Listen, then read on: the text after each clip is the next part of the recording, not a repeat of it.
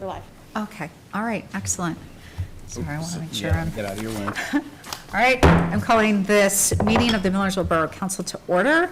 And a reminder that this meeting is being live streamed. So we're going to start with a pledge to the flag and a moment of silence.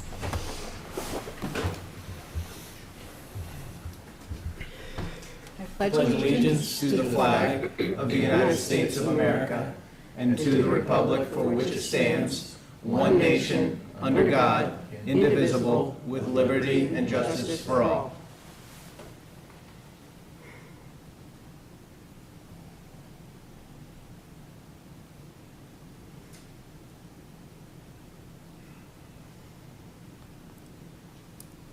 Thank you. You may be seated.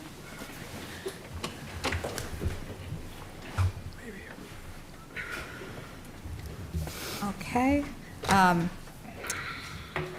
First up is a proclamation for Sexual Assault Awareness Month. I'm going to ask Rebecca to share that since our mayor is sick today. Yes. Perfect. Okay. Is there someone here from the YWCA? Oh. Supposed to be in attendance this evening, so I'll be handing this to no one at the moment. But the proclamation is, whereas Sexual Assault Awareness Month is a time to bring attention to the widespread issue of sexual violence, and while we empower communities to act, and whereas for 25 years, Sexual Assault Awareness Month has united survivors, advocates, and communities in the shared commitment to end assault, abuse, and harassment. And whereas the 2026 theme is 25 years stronger, looking back, moving forward, honoring the history and growth of the movement while reaffirming our commitment to a safer future for all. And whereas sexual abuse, assault, and harassment affect individuals of every background. And whereas the promotion of education around consent, healthy communication, and bystander intervention helps prevent violence before it starts and fosters a culture of respect and care. And whereas we must strive to create strong, connected communities that take care of one another and make decisions to ensure the safety and well-being of others to end sexual violence. Now, therefore, the Borough of Millersville hereby proclaims April as Sexual Assault Awareness Month and joins advocates and communities across the country in taking action to prevent sexual violence. Hear, hear. I will get this to them when I see them. Wonderful. Thank you. Next up is approval of the March 24th, 2026 meeting minutes. I move to approve the minutes without correction, having seen no edits. A second. Any questions or comments on the meeting minutes? All right, then all those in favor of approving the March 24th, 2026 council meeting minutes as presented signify by saying aye. Aye. Opposed? All right, thank you. Next up is public comment. At this time, council will hear anyone who would like to address council. Come up to the microphone, state your name and address for the record. I have one that was submitted by email Okay. and was asked to be read this evening, if that's okay with you. Yes.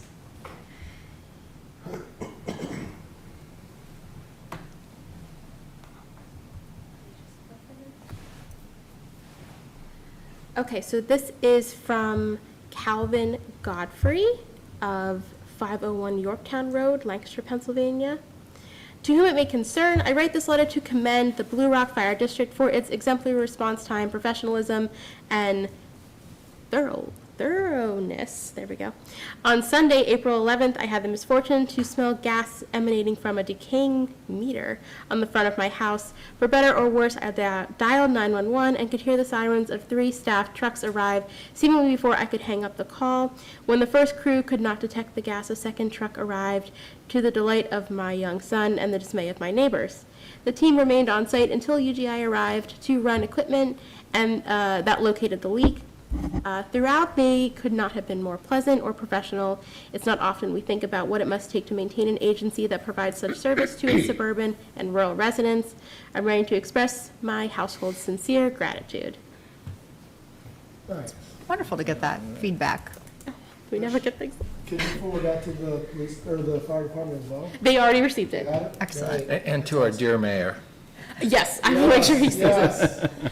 To his leadership that So as a former employee of UGI, I'm glad to hear that we're keeping the Millersville Borough happy, too.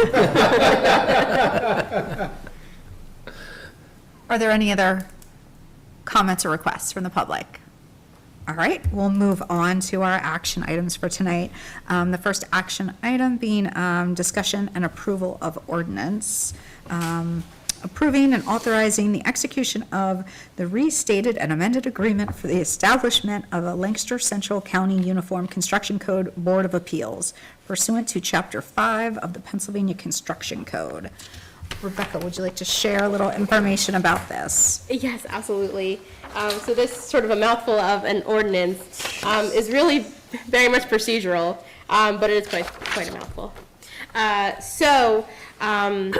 The Appointments Committee of the UCC Board of Appeals, which is the Central Lancaster County group formed out of the Lancaster Intermunicipal Committee, many years ago came together and said we want to do a regional UCC Board of Appeals, a regional Uniform Construction Code board that would hear any appeals to the construction code or requests for any variances. This will be most familiar to Millersville Borough because we had 3 different hearings related to the UCC, related to short-term rentals, people asking for variances related to the new short-term rental ordinance that was passed, I guess 2 years ago now. So that's how we're most familiar with it. Every member municipality on the UCC Board of Appeals Appointments Committee, or I should say, every municipality has 1 member of the Appointments Committee of the UCC Board of Appeals. The Board of Appeals is made up of individuals who are experts in the field of construction and building codes. And the Appointments Committee gives every municipality representation to put someone on that appeals board. We don't have to have a representative on the appeals board from Millersville. We just have to have someone on the Appointments Committee. Right now, I'm serving as your person. The Appointments Committee and the Board of Appeals have been working together over the last few months to make some changes to the agreement that created this UCC Board of Appeals, and have been working to clarify some issues because over the last couple of years, especially post-COVID, there were some issues with term limits and who was still on the Board of Appeals and who wasn't, and so it got a little murky with the post-COVID world. We've been working on making some significant changes to get everybody back on track.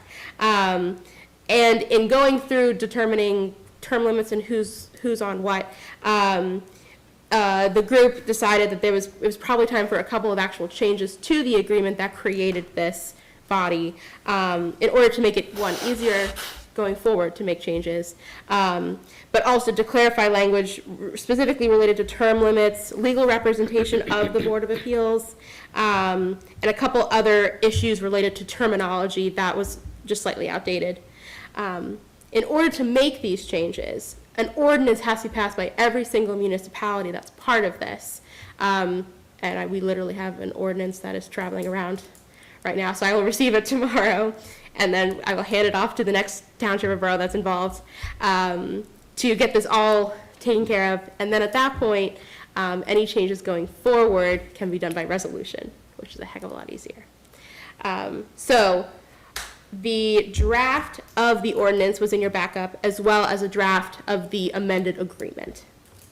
So I can answer any questions about that. And then the motion would be for council to approve that ordinance this evening. 2 quick questions. Is there a cost involved with the borough participating? And second of all, what is the consequence of not participating on the appeals board? Oh, man. So there's actually significant cost savings by our continued participation in this regional UCC Board of Appeals because, one, it's actually the LIMC, which we pay dues into, then pays for all of the activities of the UCC Board of Appeals, which for the most part is legal fees, advertising fees, court reporter fees. That's usually about it. And for the most part as well, that's shared with the applicant if someone is applying for a hearing in front of the UCC Board of Appeals. So if we didn't want to participate, we would have to stand up our own UCC Board of Appeals, just like we have our own zoning hearing board. The difficulty, of course, would be finding the right number of experts in the borough who would be able to sit on that board, as well as then creating an appointments committee. So it's very helpful for the borough to continue to participate in this regional group, especially because the number of appeals that we have is relatively small. I mean, it was kind of crazy that the borough had a couple in succession when they hadn't had a couple in years. I think most recently, West Hempfield Township had one, and West Lampeter Township had one. But for the most part, it's a group that doesn't have to meet terribly often. So it would be a cost burden on the borough to stand up our own, and I think we'd have significant difficulty finding people. Yeah. Makes perfect sense.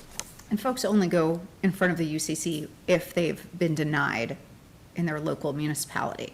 Right, And they're exactly. making an They're being appeal. denied for something, or it's like how our short-term rental ordinance is written, where if they want to seek a variance from, say, sprinklering their house because they want it to be an Airbnb, but they don't want to put a sprinkler in, then they'd be seeking a variance from it. But for the most part, it is appeals. It's a mouthful. I'll take care of it. I would like to make a motion to approve the ordinance approving and authorizing the execution of the restated and amended agreement for the establishment of a Central Lancaster County Uniform Construction Code Board of Appeals pursuant to Chapter 5 of the Pennsylvania Construction Code Act and the Intergovernmental Cooperation Act. Do I have a second? Oh, okay. I think Mary Ann beat him to the Yeah. punch. Yep. Yep. Any further discussion or questions? All right, then all in favor of the motion? There you go. I already said the whole thing. You're Signify fine. by saying aye. Aye. Opposed? All right. Thank The you. chief could add that to the sobriety checkpoint.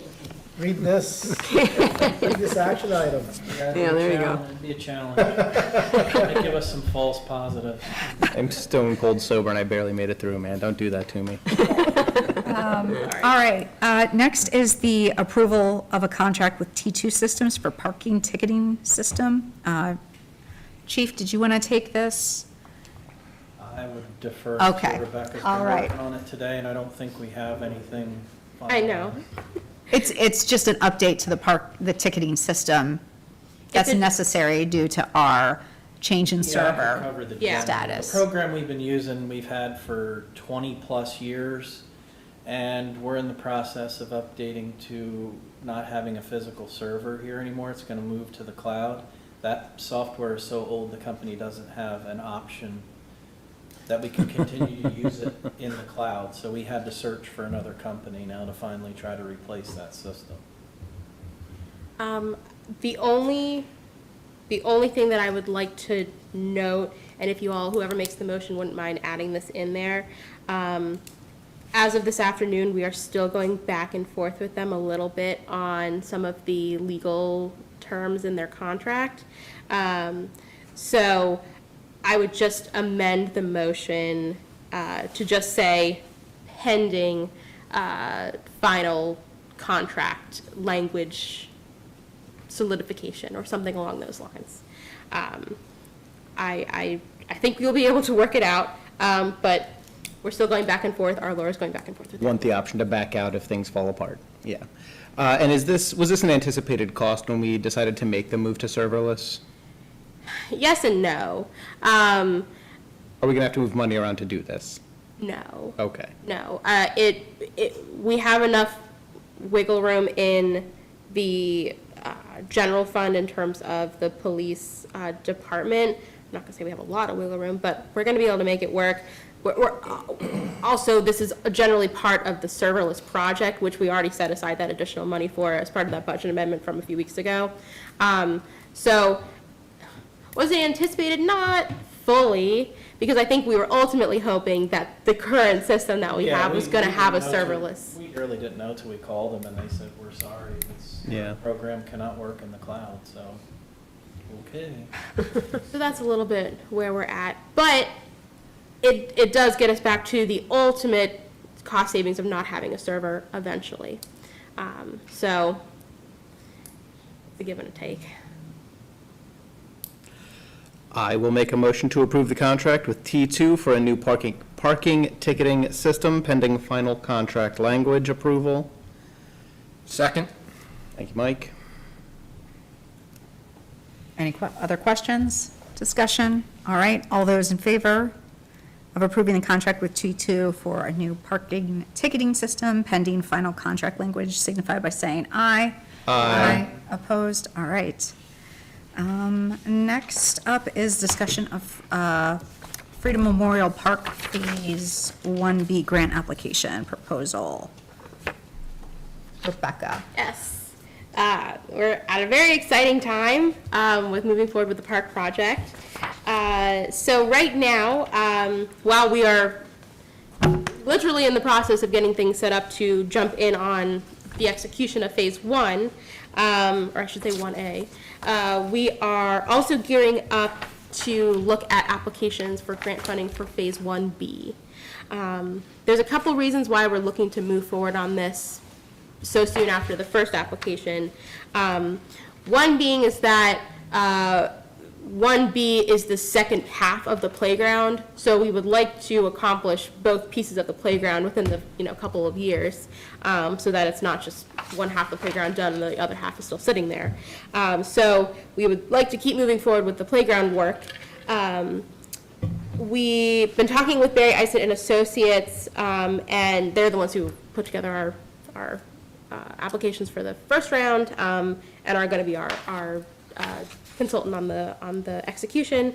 And one, they've given us the sense that especially with the Department of Conservation and Natural Resources, they actually like to see things moving forward, and they like to award, Phase 2, Phase 3 soon after the other one, because that means that we're actually working on the project.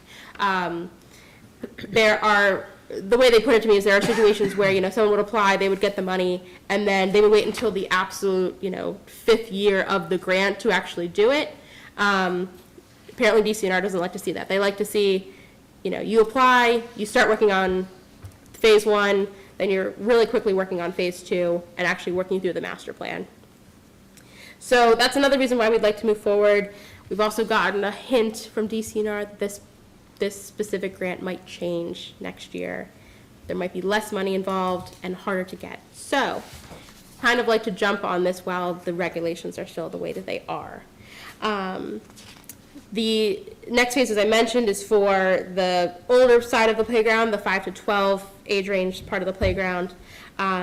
In looking at sort of all of our grant opportunities and talking with Barry Eisen and Associates, we think that our best strategy for the park would be going after the C2P2 grant from DCNR. That's the one that we got the funding for last time. As well as going after the local shares account grant. That's the LSA DCD grant. That money is a lot more open for a lot of things. This might sound familiar because we applied on behalf of the Loft last year for LSA grant, and they got that money. So and those two can be used to match each other.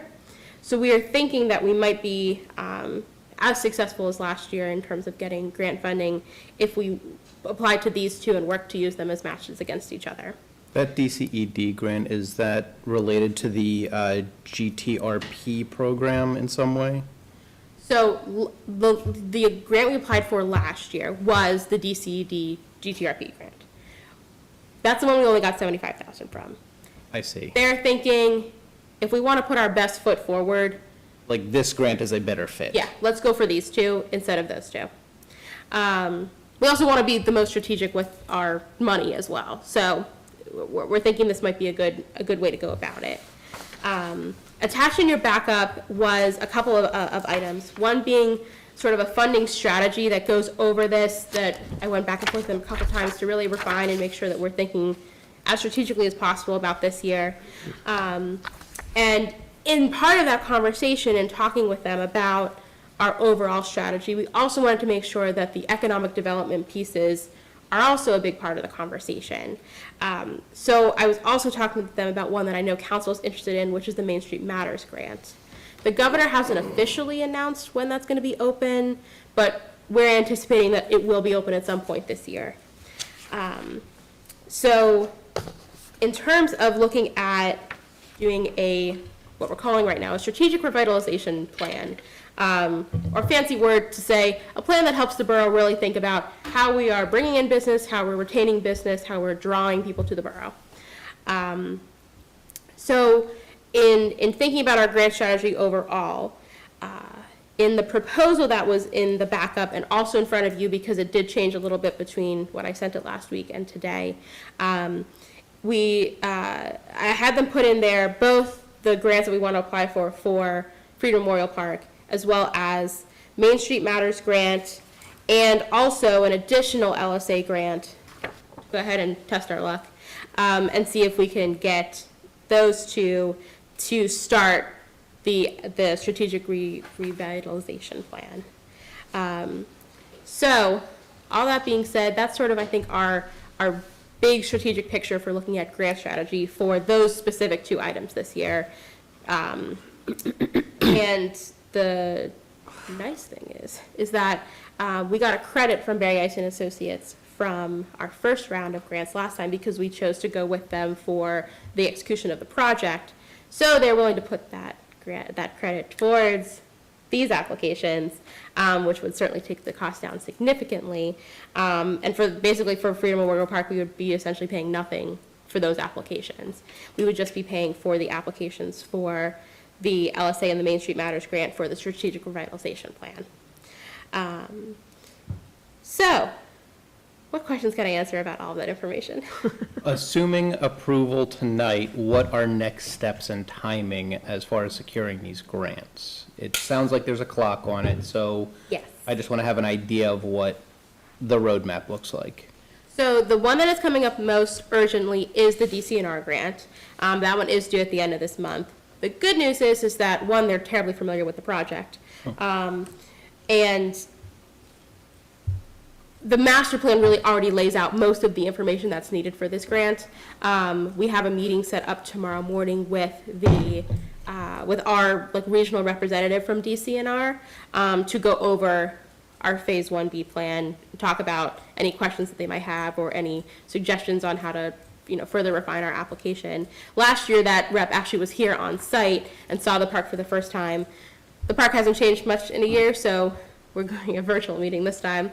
But so we're going to move relatively quickly on that to get that application in. The LSA grants are not due until, I think, November, so we have time on those. And Main Street Matters has not yet been announced by the governor. Like I said, everybody believes that it's going to be announced at some point in the spring what the dates are going to be for that. So whenever that one is out, we will apply for that one. And if for some reason it doesn't, then we'll just apply for the LSA grant. But that's the DCNR one is the one that's most pressing. So that's why also in your backup was the resolution. For those who are on council last year, this will be familiar. It's just the resolution saying that we are interested in applying for the DCNR grants. So that was in your backup information. I will make a motion to approve the execution of the Freedom Memorial Park Phase 1B grant application and strategic revitalization plan proposal from Barry Islet and Associates. A second. Thank you, Marion. Any further discussion? Questions? All right, all those in favor signify by saying aye. Aye. Opposed? All right, And there's one more motion to make. yeah. Wanted to see if anybody else would nibble. You're just running away with it, so. I will make a motion to approve the resolution to apply PA Department of Conservation and Natural Resources for Freedom Memorial Park Phase 1B project grant. I'll second that. Thank you, Mike. Further discussion, comments? All right, all those in favor of the motion to approve the resolution signify by saying aye. Aye. Opposed? All right.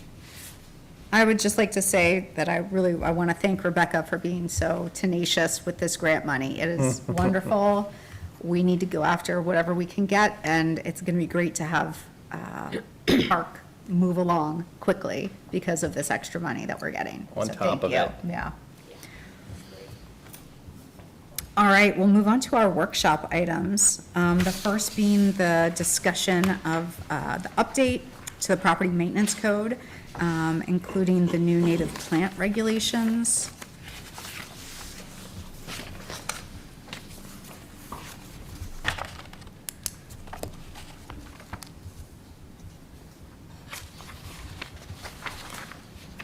So everyone received this. The section addressing the exemptions to the maintenance code are in section 302.4.2. And it's a pretty small bit, stating that the exceptions would be either maintained and weeded natural landscapes, certified by Penn State Extension or a similar certification program, or a rain garden.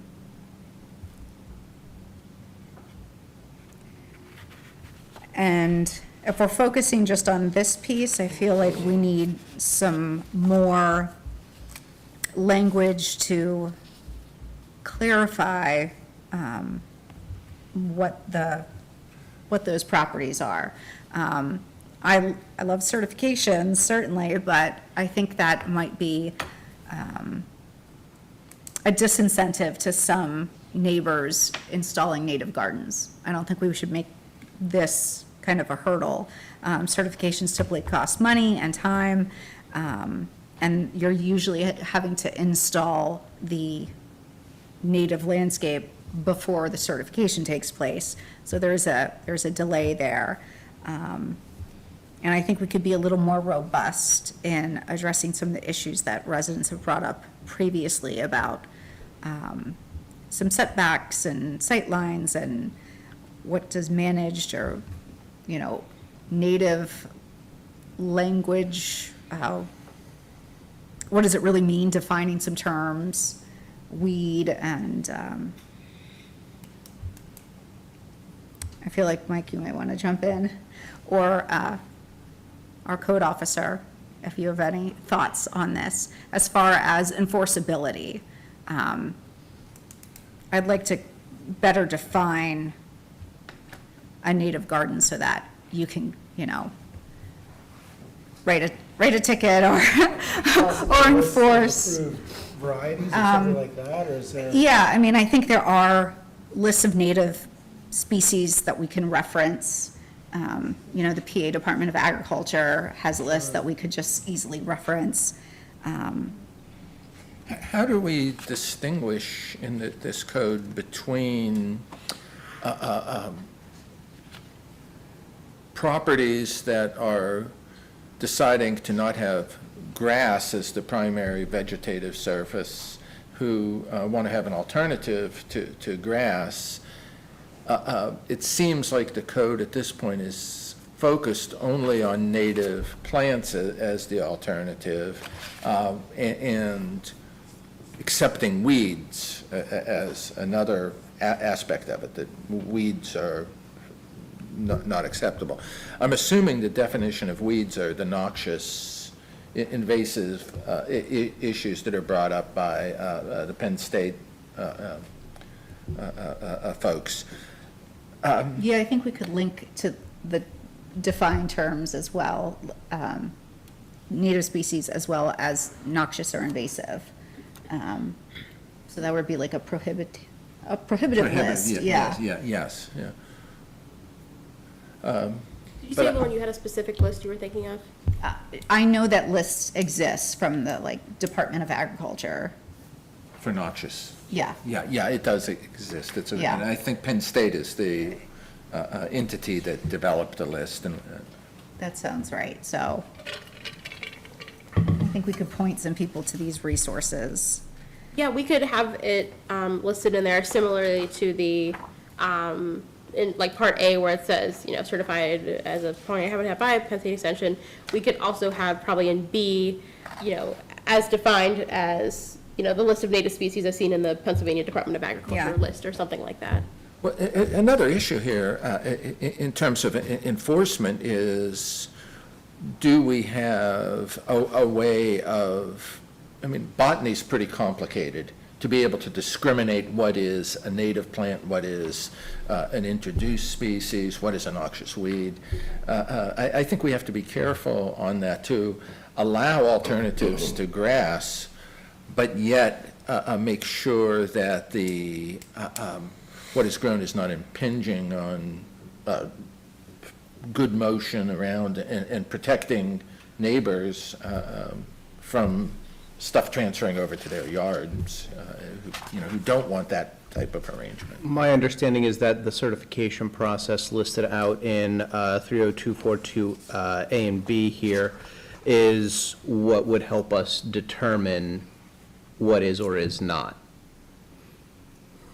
And in this case, I think from the enforcement standpoint, we would prefer that the burden of proof be on the resident, that they have to show us documentation to say, this is a rain garden, or this is a native plant, versus we do not have a botanist on staff. So, I think we would prefer the burden of proof to be on the resident. And as an assist to Ryan, will be Rob. What is, Ryan, whatever. We're looking this way. Yeah, I know. Yep. Rob, we would keep a list of those individuals interested in having these gardens so that we can focus our enforcement. Yes, that's another thing that isn't necessarily in this version, but is something that I know Rob and I have talked about in depth.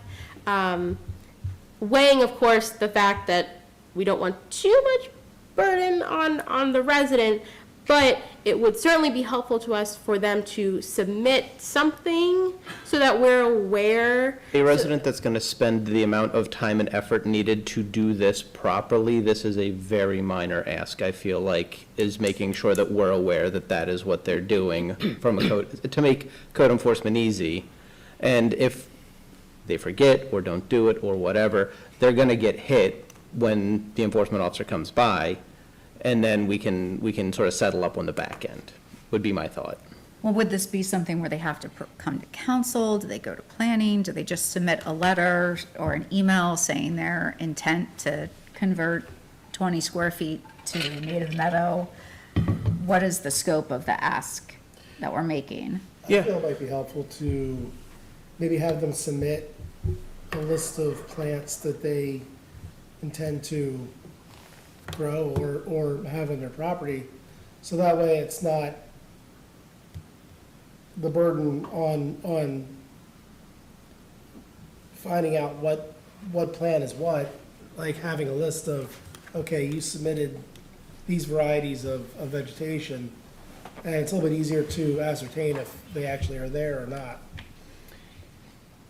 Mike, isn't already an avenue of approach here? My neighbor, Erica Miller, and you have a sign out front. What is that?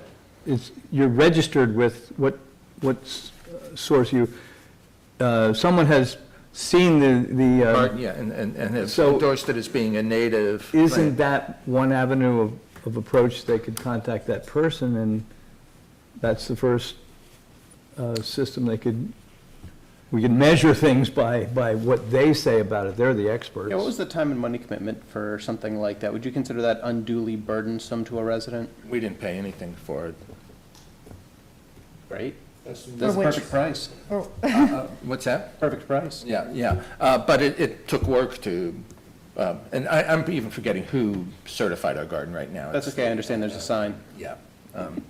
And my wife's the gardener. Okay. But I will say this, it took a significant amount of work to document all the plants that are there and their origin, and which plants are cultivated non-natives as well. And there's a ratio that has to be established. Then to reduce the With that. burden on a resident, it may be worthwhile for us to have a list or a reference to those plants that would be permissible. And then when they come to register with the borough, they're provided with that list.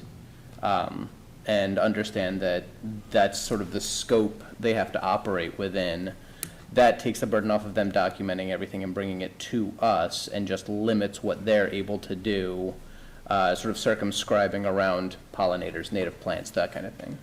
It would be similar to like with housing, when you come, you ask for a variance, you don't ask for, you don't go through the entire code of what you agree to, you kind of come with what, this is what I'm asking for kind of thing. So I think with the plans, we could do something like that, where they could just basically go through the list that we provided, say, okay, I'm covered here, here, and here, these are the 3 that I think I would have to have registered. And to take the burden off of us, I am certain that list exists somewhere already. Yes. Somewhere in the state with some municipality or college, maybe Penn State has it since they work with Department of Ag. We may be able to just link that on the website or have a handout here that we can provide. I don't know what the size of the list would be if we're going to hand them a book of plants, but you know, that's a resource that can be provided to them. They sign on understanding that those are the limits in which they have to operate. Because we've already accepted those by having that list.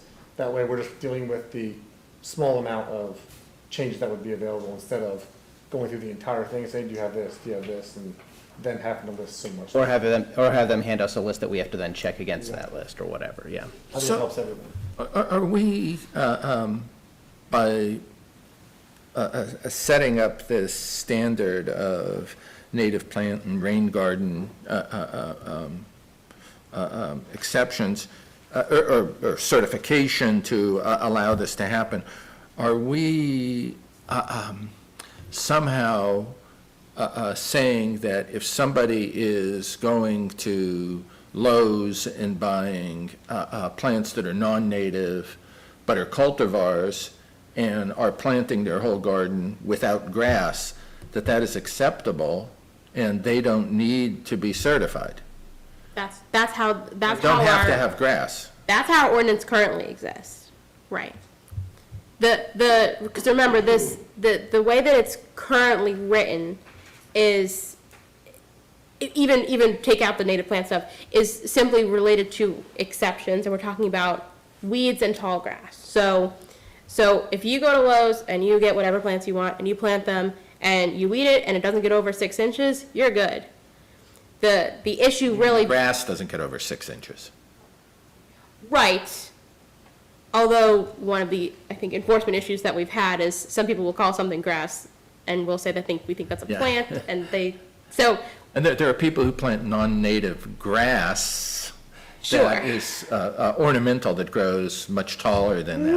Right. Uh, So, that's one of the things that's led us to this point of some of these things are a little squishy and harder to enforce when it's not specific. But I think the way to think about this, at least as it's written in the ordinance, is that we're looking at what are the exemptions from the weeds and the tall grass. That's what you want to marinate on.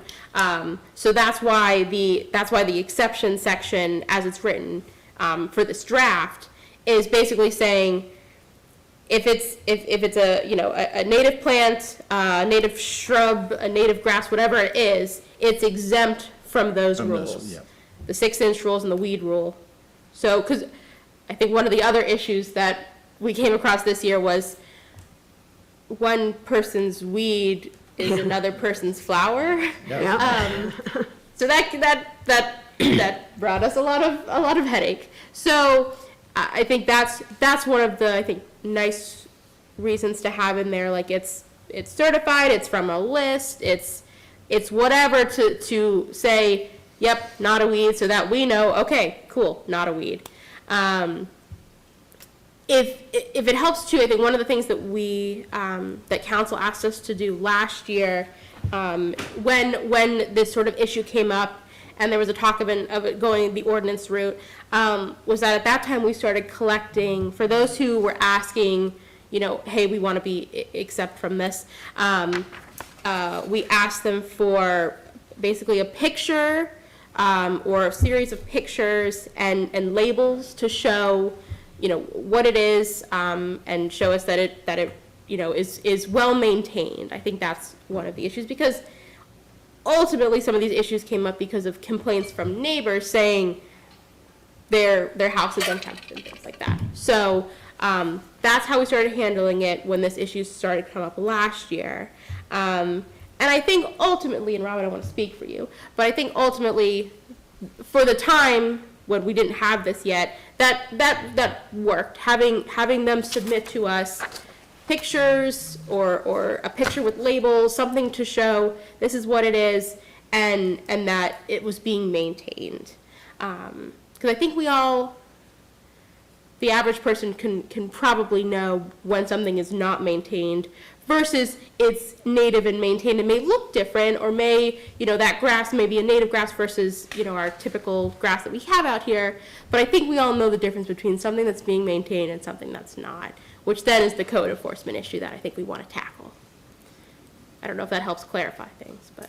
I'm not so sure I agree with you on that. I think aesthetics vary across people, and some people look at certain plants as being much more valuable than other people based on their awareness of botany and Sure, no, I think, systems. certainly the aesthetics part are important. I think I'm thinking more in terms of, Does it overgrow on the sidewalk? right, is it a impeding? safety hazard? Is it, yes, those kind of things, yes, and I absolutely think that's critical. We maintain those high standards. I agree that the maintenance component is what differentiates, and we do say maintained and weeded. I don't know if we need more, or if that's sufficient, as far as, borders or edges or, One would hope that a resident would ask that question if they were unclear, but I think most people understand that it doesn't overgrow the sidewalk, it's not a harborage for pests, there's clear sight lines to their door number in the event that emergency services need to be able to locate the house, things of that nature. yeah. So again, I'll come back to what we're asking residents to do to get this exemption. Do they need to apply for a permit, or do they just need to contact the borough? Well, if you have an understanding of what that needs to be, Would it make it easier on enforcement if we had it set up like that, or just, you're sending an email and you're just going through emails and seeing who sent what? I think probably to make it easiest on the, enforcement and execution side of the ordinance, would be to ask residents who want to have a native garden or a rain garden or any type of green stormwater infrastructure as listed in here, that they would, we can easily create a very short little, An application. and a little application. okay, Put that as on the long as like website. we have this defined in whatever Right. way it makes most sense administratively. Right, and we could put in there, a little checklist of like, must not cover numbers on the house, Overgrow the sidewalk. must not overgrow the sidewalk, we'll let them A pest know. harborage. Right. We can have that, we can have them attach pictures, we can have them attach, like they can even print out the PA department list, whatever list we use, and highlight the ones that they're using, something to show the proof of it, and we can put on there like sort of a menu of things that they could provide. And then, honestly, we would probably input that into our system. We don't necessarily have to call it a permit, we could put it into our system as a non-permit permit, and that be able to track then, so that when Rob is out and, he sees something, or we get a complaint, we can say, oh, look, they're on our list, Certainly Rob will still make sure that everything is okay, it won't be a free And pass. give it a visual check to make sure Right. that everything is being complied with. Right, Right. right, exactly. But I think that's probably a fine way to do it. I guess the only thing that is maybe you all are thinking about is, what if somebody is wanting to do one but hasn't gotten pictures yet, or hasn't purchased Has their plans gotten yet? a final decision. I mean, at the very least, they'll have the application to refer to as they're in that planning stage. Once they, they'll know what plants to select from. Can and- include, planted plants or intended. Right. I think if we incorporate, that there is an application to be completed in this section, then I'm comfortable, That communication, I think, will help just naturally clear up issues, yeah. kind of as they arise, and kind of filter stuff out. Just that there's communication back and forth, giving them information so they can give us information. I think that helps. Does council feel okay with with essentially them having an approved application, but not necessarily like a posted permit on their window. Yes. Yeah. Yes, And- yes. Just want to make sure. And no fee. Okay.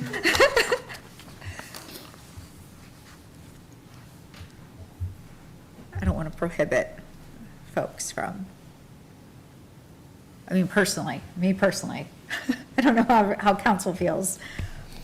It uses the staff's time, I feel, if we decided on something, it should be modest, but I'm Nominal. also fine with free. Reasonable, yes. It's really Should good we Mike be, for everything he's should we done. be putting a fee on somebody who's attempting to do something that's good for the world? Beneficial. Planting, yeah. That's kind of it's where I'm leaning. Using less chemicals, not using lawnmowers that are burning all this gas and making so much noise in the borough constantly. I am not, I'm not opposed, but to play devil's advocate, there are going to be those individuals who, when this passes, are going to be concerned about the property values and neighborhood appearance and things of that nature. So I am perfectly fine with no fee. I do think it is better for the environment, for our place in the natural world as a community. I'm not going to argue in favor of a fee. Compromise. We'll take recommendations from staff, certainly, on. We are how using their much time. How much time you think this will, I would say compromise could be that, that the ordinance could have language that says a fee may be set by council by resolution at any time. So if we determine in a few months, in a year, oh, this has become incredibly burdensome, then council at any time by resolution could simply create the fee. Is that? And there are also punitive penalties that would result in, if there's violations, Yes. that's where Yes, yes. the borough could accrue some money back from the process. Right, absolutely. This would fall into the regular, property maintenance, code violation process with notices and citations and all of that. So that would still be part of this. So essentially, if someone, we hope that this wouldn't be the case, but if someone were to, put together a native garden, and then they not follow what's in the ordinance, they would let it grow, or they would not submit an application to the borough or any of those things, then yes, then we would be able to enforce upon them that by setting a notice and ultimately a citation. So we have that. What are next steps? So I think I've got most of the feedback today written down. I will throw together some language, get it over to Joselle to add into here. And then at the next council workshop, which would be, May 12th, is when council could then decide if you all are ready to start advertising it as an ordinance to be approved. okay. That seems good to me. My understanding of the takeaways is to include information about the application, link to the noxious plant list, link to native or native adapted lists provided by local university or Pennsylvania Agriculture Department, and did I miss anything? I think that.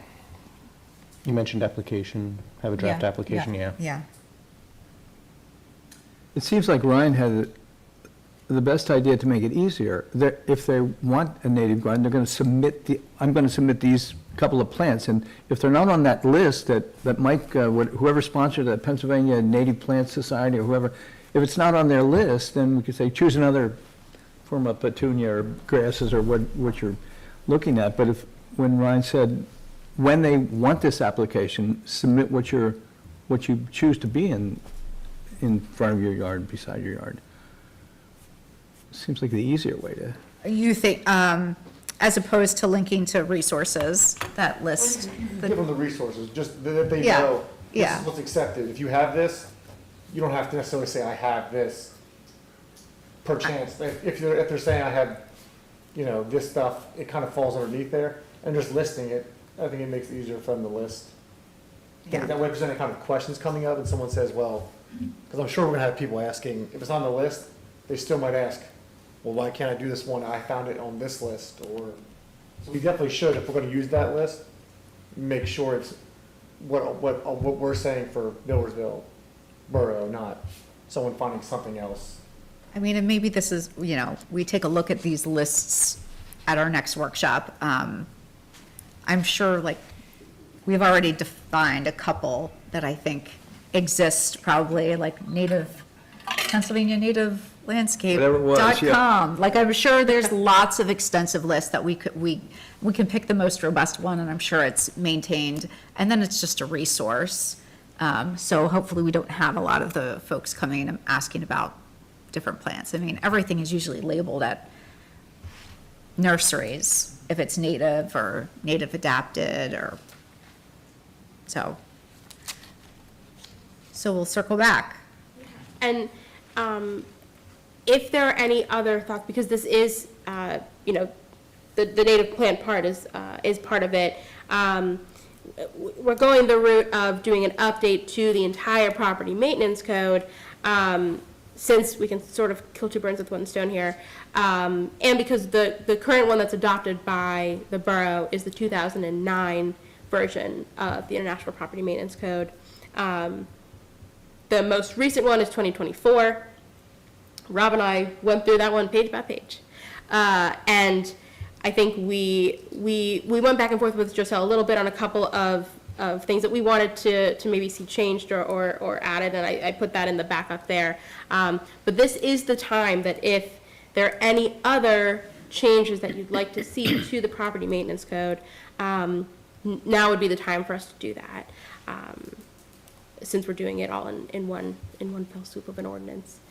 So feel free to certainly look through it, and if you have any other questions, as I put in the backup info, you can't really look at our current property maintenance code ordinance and this new draft side by side, because there were changes between the 2009 version of the property maintenance code and the 2024 version, so they're not exactly comparable. And also the version, the draft version that you see tonight is just changes to that version of the property maintenance code versus changes to the 2009 one.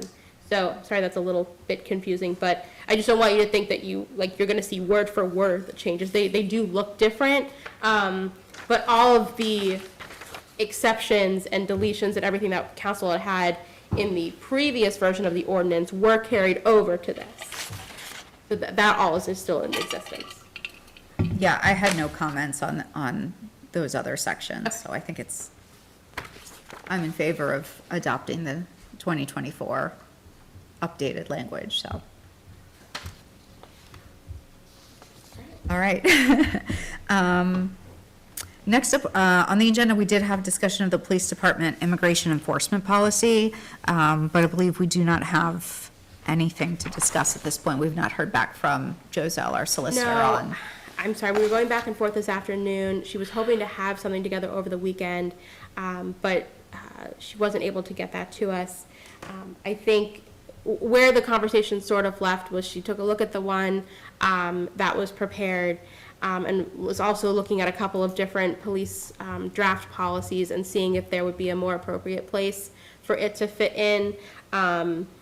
So, like, she was looking at what's called the witness and victim policy, possibly some wording in there, or a policy around working with outside agencies. So she's still trying to find the best place for that type of language. So I hope to have that at the next one, but she just didn't have it in time for tonight. Okay. We can certainly table that. Our mayor's not with us tonight, so we will not have a mayor's report. Manager's report. Back to you, Rebecca. Finally, we get to hear from Rebecca. I know, I know. I'm sorry, I really didn't intend it this way. Okay, so this is a short good news.